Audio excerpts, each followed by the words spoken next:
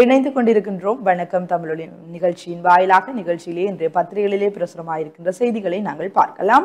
முதல்ல ஈழநாட்டு பத்திரிகையினுடைய செய்திகளை பார்க்கலாம்.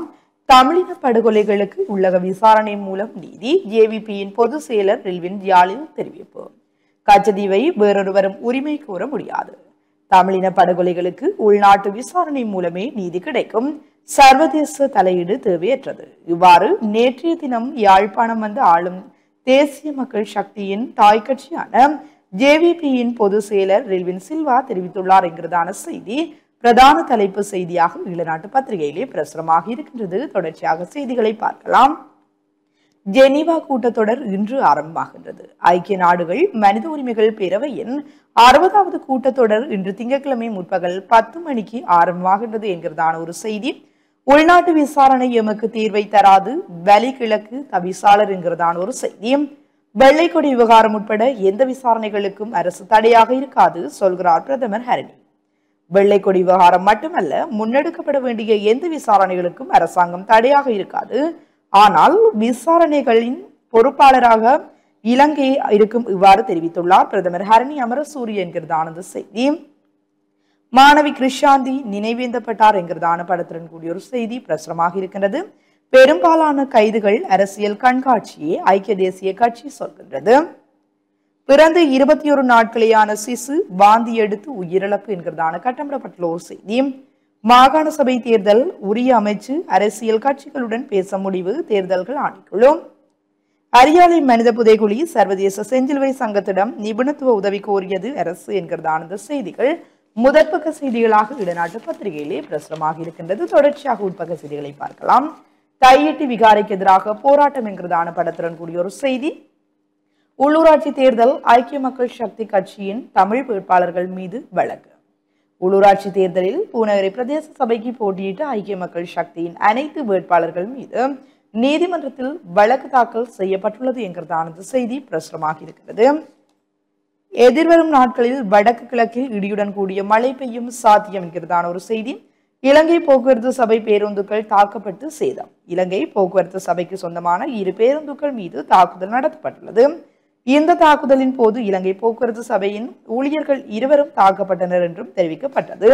இதில் காயமடைந்த ஊழியர்கள் 2 மருத்துவமனையில் சேர்க்கப்பட்டுள்ளனர் என்கிறதான அந்த செய்தி தொடர்கிறது. வெகுமதி வழங்குவதாக வரும் செய்திகள் குறித்து எச்சரிக்கை.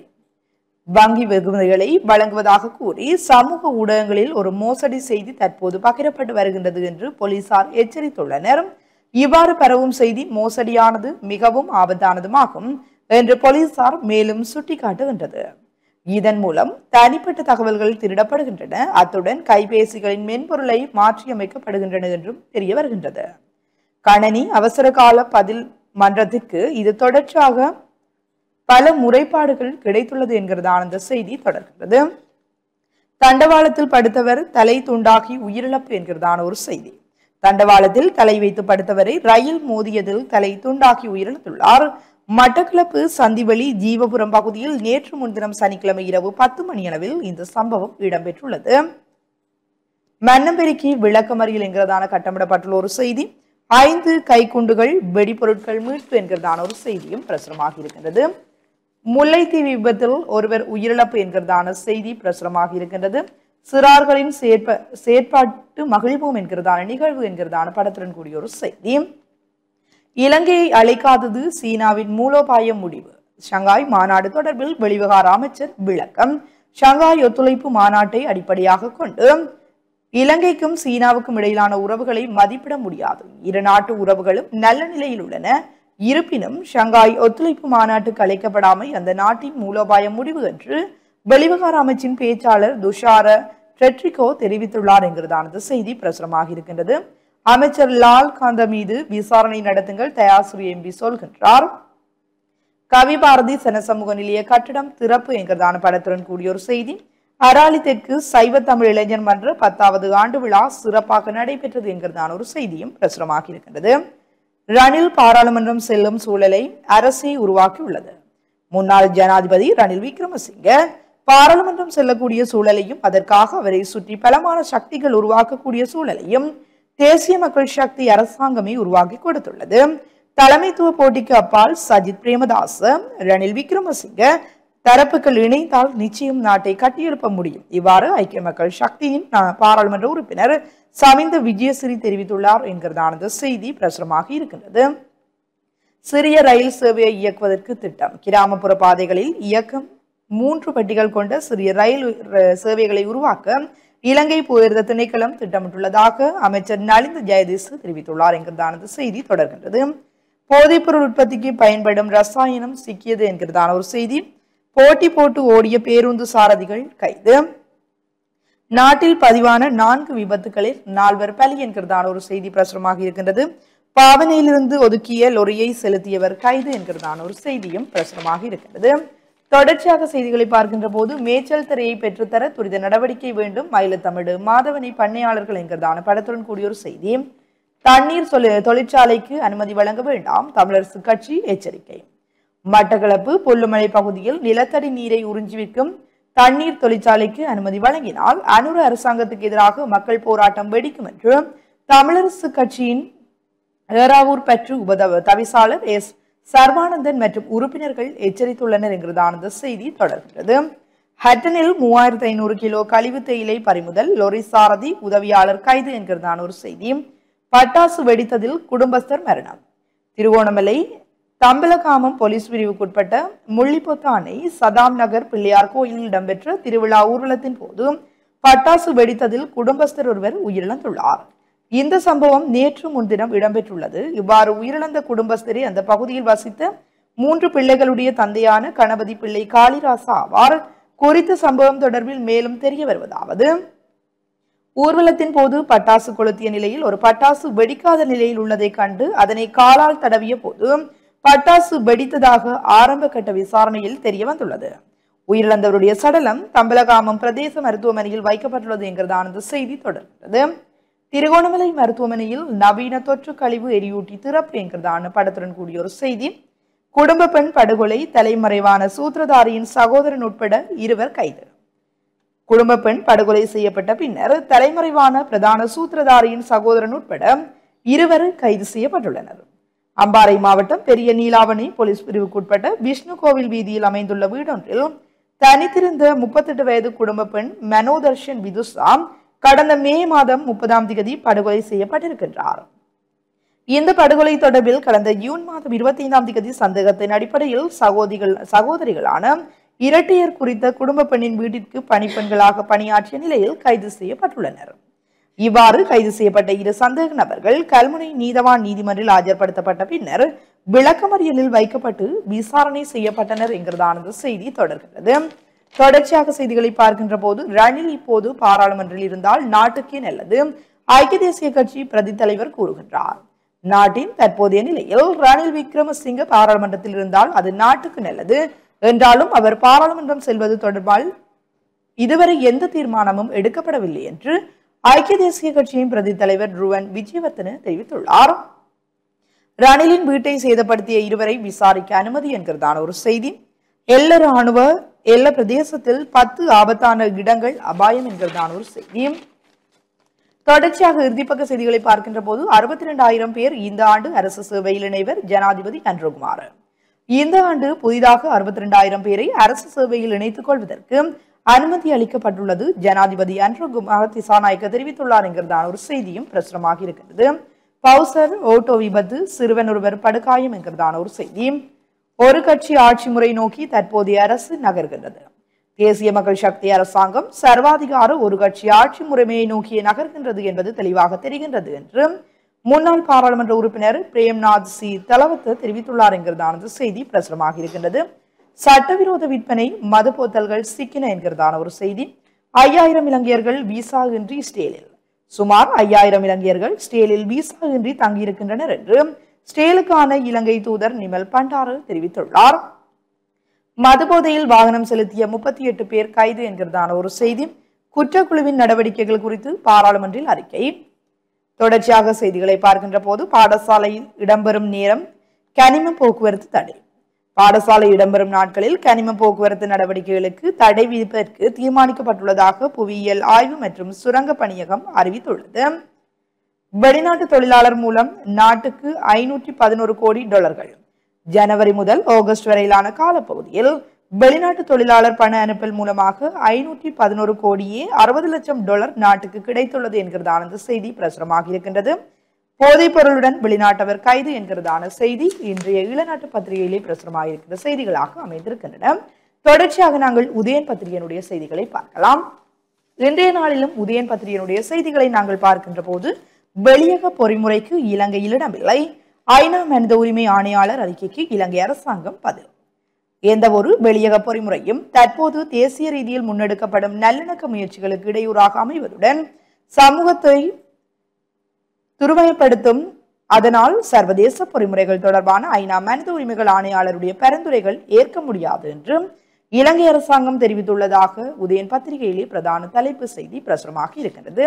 தொடர்ச்சியாக பார்க்கின்ற போது கிருஷாந்திக்கு நினைவேந்தல் என்கிறதான படத்துடன் கூடிய ஒரு செய்தி. நீதியை நிலைநாட்டுவதற்கு இயலுமான வரையும் முயற்சி, ரெல்வின் சில்வா தெரிவிப்பு. கச்சதீவு எமக்கே உரியது, யாழ்ப்பாணத்தில் ரெல்வின் தெரிவிப்பு என்கிறதான படத்துடன் கூடிய ஒரு செய்தி. ராஜபக்ஷக்களின் சகா கைது என்கிறதான ஒரு செய்தி. நிமலராஜன் படுகொலை அறிக்கை கையளிப்பு என்கிறதான கட்டமிடப்பட்டுள்ள ஒரு செய்தி. சர்வதேசத்தின் தலையீடுகள் இலங்கைக்குள்ளான அவசியம், ரெல்வின் சில்வா தெரிவிப்பு. பிறந்து 22 நாட்களேயான ஆண் சிசு திடீர் சாவு. யாழ்ப்பாணம் சுன்னாகத்தில் 22 நாட்களேயான ஆண் சிசு ஒன்று நேற்று உயிரிழந்துள்ளது. தாய்ப்பால் அருந்தி விட்டு உறங்கிய சிசு சிறிது நேரத்தில் அசைவற்று காணப்பட்டுள்ளது. அதையடுத்து உறவினர்கள் சிசுவை தெல்லிப்பளை மருத்துவமனைக்கு கொண்டு சென்றுள்ளனர். சிசுவை பரிசோதித்த போது திடீரென உயிரிழந்துள்ளதாக அந்த தகவல் பிரசுரமாக இருக்கின்றது. விசாரணைக்கு பொறுப்பாக இலங்கையை இருக்க முடியும், பிரதமர் ஹரணி திட்டவட்டம் என்கிறதான செய்திகள் உதயன் பத்திரிகையினுடைய முதற்பக்க செய்திகளாக பிரசுரமாக இருக்கின்றன. தொடர்ச்சியாக உட்பக்க செய்திகளை பார்க்கலாம்.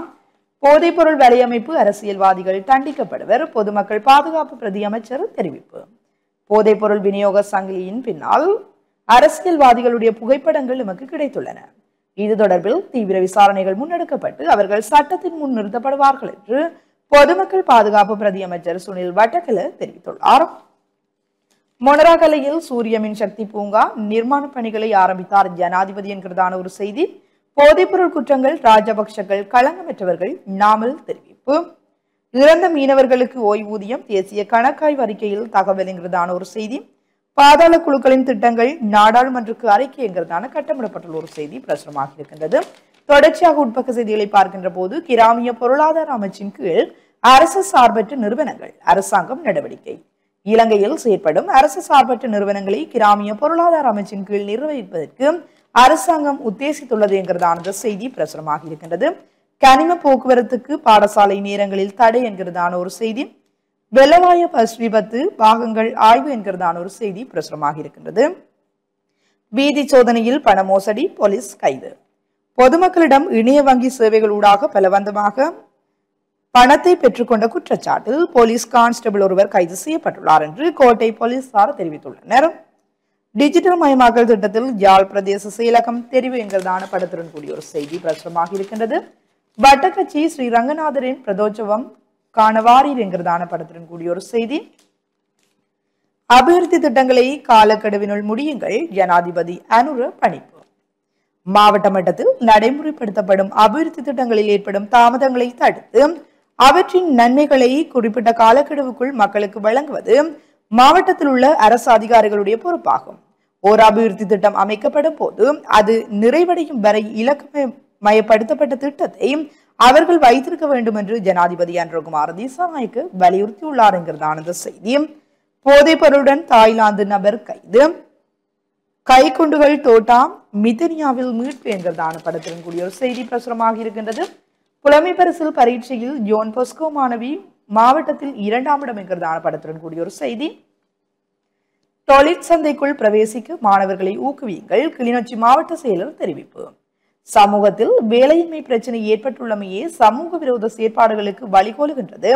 எனவே மாணவர்கள் தொழிற்சந்தைகளுக்குள் பிரவேசிக்க அவர்கள் மத்தியில் தொழிற்பயிற்சி பற்றிய விழிப்புணர்வை ஏற்படுத்த வேண்டும் என்று கிளிநொச்சி மாவட்ட செயலர் எஸ் முரளிதரன் தெரிவித்துள்ளார். கிளிநொச்சி மாவட்டத்தில் நடைபெற்ற ஒன்று கூடல் நிகழ்வு ஒன்றில் பங்கேற்று உரையாற்றுகையில் அவர் இவ்வாறு தெரிவித்துள்ளார் என்கிறதான அந்த செய்தி தொடர்கிறது. இளைஞர் மன்றத்தின் 10வது ஆண்டு விழா என்கிறதான படத்துடன் கூடிய ஒரு செய்தி பிரசுரமாக இருக்கின்றது. சட்டவிரோத கடற்தொழில் தடுக்க நடவடிக்கை இல்லை, வடமராட்சி வடக்கு கடற்தொழிலாளர் சங்க உபதலைவர் குற்றச்சாட்டு என்கிறதான ஒரு செய்தி. சூழலியல் செயற்றிட்டம் விசேட கலந்துரையாடல் என்கிறதான படத்துடன் கூடிய ஒரு செய்தி. மறைந்த ஊடகவியலாளர் பிரகாஷின் நினைவேந்தல் என்கிறதான படத்துடன் கூடிய ஒரு செய்தி பிரசுரமாக இருக்கின்றது. மனித உரிமைகள் விடயத்தில் இலங்கை பெரும் முன்னேற்றம் கூறுகின்றார் அமைச்சர் நலிந்த. இலங்கையில் கடந்த காலங்களை விட தற்போது மனித உரிமைகள் மேம்படுத்தப்பட்டுள்ளன என்பதை சர்வதேசம் ஏற்றுள்ளது என்று அமைச்சர் நலிந்த ஜெயதீச தெரிவித்துள்ளார். தொடர்ச்சியாக உட்பக்க செய்திகளை பார்க்கின்ற போது விடுதலை நீர் சேகரிப்பில் இந்திய புனித நீர் சேர்ப்பு என்கிறதான படத்துடன் கூடிய ஒரு செய்தி பிரசுரமாக இருக்கின்றது. தொடர்ச்சியாக நாங்கள் நிகழ்ச்சியிலுமே வலம்புரி பத்திரிகையினுடைய செய்திகளை பார்க்கலாம். வலம்புரி பத்திரிகையினுடைய செய்திகளை நாங்கள் பார்க்கின்ற போது பிரதான தலைப்பு செய்தியாக ஐநா கூட்டத்தொடர் இன்று ஆரம்பம், இலங்கை தொடர்பாக எழுத்துமூல அறிக்கை சமர்ப்பிக்கப்படும். ஐக்கிய நாடுகள் மனித உரிமைகள் பேரவையின் 60வது கூட்டத்தொடர் இன்று ஜெனீவாவில் ஆரம்பமாக உள்ள நிலையில் இன்றைய தினமே ஐநா மனித உரிமைகள் உயர்ஸ்தானிகருடைய இலங்கை தொடர்பான எழுத்துமூல அறிக்கை பேரவையில் சமர்ப்பிக்கப்பட உள்ளன என்கிறதான செய்தி பிரதான தலைப்பு செய்தியாக வலம்புரி பத்திரிகையிலே பிரசுரமாக இருக்கின்றது. தொடர்ச்சியாக செய்திகளை பார்க்கின்ற போது ஜெனீவா பயணமாகின்றார் அமைச்சர் விஜய் ஹேரத், சிறப்பு அறிக்கை வெளியிட உள்ளார் என்கிறதான கட்டமிடப்பட்டுள்ள ஒரு செய்தி பிரசுரமாக இருக்கின்றது. வெள்ளைக்கொடி விவகாரம் உட்பட மனித உரிமை குற்றச்சாட்டுகள் அனைத்தும் விசாரிக்கப்படும், பிரதமர் ஹரணி அமரசூரிய விசேட செவ்வி. உள்ளக விசாரணைகளின் பொறுப்பாளராக சர்வதேசம் இருக்க முடியாது, உறுதிமொழிகள் நிறைவேற்றப்படாததாலேயே ஜெனீவா நெருக்கடி வலுப்பெற்றுள்ளது, காணாமலாக்கப்பட்டோர் தொடர்பில் விசாரணைகள் ஆரம்பிக்கப்பட உள்ளன, ஜெனீவா சக்கரத்திலிருந்து வெளிவர வேண்டும் என்கிறதான செய்திகள் இந்த செய்தியாக அமைந்திருக்கின்றது. எல்லை நிர்ணயம் முடிந்தது, மாகாண சபை தேர்தல், மனித உரிமைகள் ஆணையாளருக்கு அனுர அரசு தெரிவிப்பு என்கிறதான கட்டமிடப்பட்டுள்ள ஒரு செய்தி. செம்மணி மனித புதைகுழி விவகாரம், சர்வதேச செஞ்சிலுவை சங்கத்தின் நிபுணத்துவத்தை கோர தீர்மானம் என்கிறதான வினாக்குறியுடன் கூடிய ஒரு செய்தி பிரசுரமாக இருக்கின்றது. சுன்னாகத்தில் 21 நாட்களேயான குழந்தை உயிரிழப்பு ஏற்கனவே பார்த்த ஒரு செய்தி. கிருஷாந்தியின் மரணம் இன அழிப்புக்கான சாட்சி, ஸ்ரீதரன் எம்பி தெரிவிப்பு என்கிறதான ஒரு செய்தி பிரசுரமாக இருக்கின்றது. தையிட்டி விகாரை அகற்ற கோரி போராட்டம் என்கிறதான படத்துடன் கூடிய ஒரு செய்தி. தொடர்ச்சியாக வலம்புரி பத்திரிகையினுடைய உட்பக்க செய்திகளை நாங்கள் பார்க்கின்ற போது இலங்கைக்கு எதிரான தீர்மானத்தை நட்பு நாடுகள் எதிர்க்க வேண்டும், வெளிவிகார அமைச்சர் வேண்டுகோள். ஐநா கூட்டத்தொடரில் இலங்கை அரசுக்கு எதிராக தீர்மானம் நிறைவேற்றப்படுமாயின் அதற்கு எதிராக அனைத்து நாடுகளும் செயற்பட வேண்டும் என அரசாங்கம் கோரிக்கை விடுத்துள்ளது. மாகாண சபை தேர்தலை நடத்த மனப்பூர்வமாக உள்ளோம், மனம் திறந்தது தேர்தல் திணைக்களம் என்கிறதான ஒரு செய்தி. காணி பிரச்சனைகளை தீர்க்க கனிவு காட்டும் ஐநா என்கிறதான கட்டமிடப்பட்டுள்ள ஒரு செய்தி. கனரக வாகனங்களுக்கு நேர கட்டுப்பாடு, பாடசாலை நாட்களில் காலை 6:30 மணி முதல் 7:45 மணி வரையிலும், காலை 11:30 மணி முதல் பிற்பகல் 2:30 மணி வரையிலும் கனரக வாகன போக்குவரத்து நடவடிக்கைகளை நிறுத்தி வைக்க நடவடிக்கை எடுக்கப்பட்டுள்ளதாக புவியியல் ஆய்வு மற்றும் சுரங்க பணியகம் தெரிவித்துள்ளது. மேலதிக ஒளியொலி அமைப்பு வருகின்றது புதிய சட்டம் என்கிறதான ஒரு செய்தி. ஆபத்தான வகையில் மேலதிக பாகங்கள் பொருத்தப்பட்ட வாகனங்களுக்கு எதிராக சட்டம் கடுமையாக நடைமுறைப்படுத்தப்படும் என போக்குவரத்து பிரதியமைச்சர் வைத்தியர் பிரியந்த குணசேன தெரிவித்துள்ளார். பிரசன்ன குணசேன தனது உத்தியோகபூர்வ முகநூல் பக்கத்தில் குறித்த விடயத்தை சுட்டிக்காட்டியுள்ளார். இன்று முதல் பல்வேறு ஒளிகளுடன் பல வண்ணங்களில் நின்று ஒளிரும் மின்சார விளக்குடனும் பயணிக்கும் வாகனங்கள் குறித்து விசேட கவனம் செலுத்தப்படும் என அவர் மேலும் குறிப்பிட்டுள்ளார். கடந்த வியாழக்கிழமை எல்ல வெள்ளவாய வீதியின் 24வது மைக்கேல் அருகே எதிரே வந்த சொகுசு ஜீப்பின் பின்புறத்தில் பேருந்து மோதி வீதியில் அமைக்கப்பட்டிருந்த பாதுகாப்பு இரும்பு வேலியை உடைத்து சுமார் 1000 அடி பள்ளத்தில் வீழ்ந்து விபத்துக்குள்ளானது. குறித்த விபத்தில் 15 பேர் உயிரிழந்துள்ளதுடன் 13 பேர் படுகாயமடைந்து வைத்தியசாலையில் சிகிச்சை பெற்று வருகின்றனர். இந்நிலையில் குறித்த விசேட அறிவிப்பு வெளியாகியுள்ளமை குறிப்பிடத்தக்கது என்கிறதான செய்தி தொடர்கிறது. தொடர்ச்சியாக விளையாட்டு செய்திகள் பக்கத்தில் பார்க்கின்ற போது அல்வாய் ஒன்றிய வெற்றி கிண்ணத்தை தனதாக்கியது மனோகரா அணி. சுவிட்சர்லாந்து அல்வாய் ஒன்றியத்தின் ஏற்பாட்டில் 8வது விளையாட்டு விழா இறுதி நிகழ்வும் இறுதி உதைப்பந்தாட்ட போட்டியும் கடந்த வெள்ளிக்கிழமை மாலை 4 மணியளவில் மாலை சந்தை மைக்கேல் விளையாட்டுக் கழக மைதானத்தில் இடம்பெற்றது. இதன்போது நடைபெற்ற உதைப்பந்தாட்ட தொடரின் இறுதிப் போட்டியில் 4-2 என்ற கோல் கணக்கில் அல்வாய் நண்பர்கள் அணியை வீழ்த்தி அல்வாய் மனோகரா அணி சாம்பியனானது என்கிறதான செய்தி பிரசுரமாக இருக்கிறது. 2வது T20 போட்டியில் இலங்கை வீழ்த்தியது ஜிம்பாவே என்கிறதான படத்துடன் கூடிய ஒரு செய்தி பிரசுரமாக இருக்கின்றது. தொடர்ச்சியாக உட்பக்க செய்திகளை நாங்கள் பார்க்கின்ற போது சுவிட்சர்லாந்து அரசியல் முறைமை தொடர்பில் ஆளும் எதிர்கட்சியினரே விசேட செயலமர்வு என்கிறதான ஒரு செய்தி.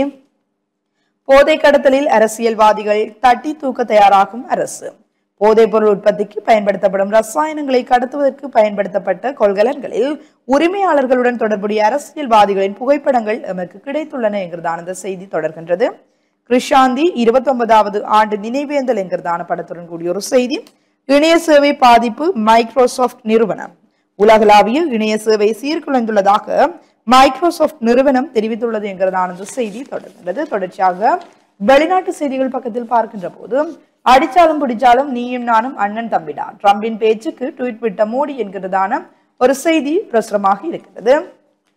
கமாஸை அழிக்க போகின்றோம், காசாவிலிருந்து வெளியேறுங்கள், மனிதாயமான வலையம் அமைத்ததாகவும் சுட்டிக்காட்டிய ஸ்டேல்.